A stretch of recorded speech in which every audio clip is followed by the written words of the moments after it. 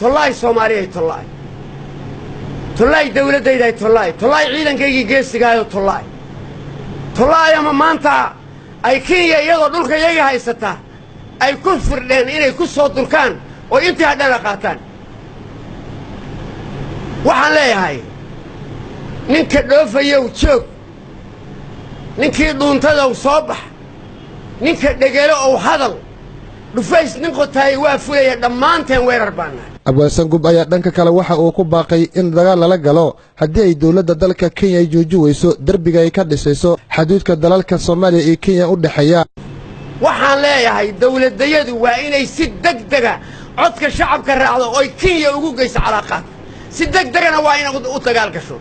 daraarta afraadna waa inay Nairobi tagaan ciidamayadu oo ay qabsadaan adduunkana waxaan u sheegaynaa caalamka inay gardarradu nagu badan tahay waxay oran jireen unadu ama la sheegi jireen waxay oran jireen dawlad xore lama weerari karo waana la weeraray maxay ka hadleen kamay hadlin waxay u hadlaan kristanka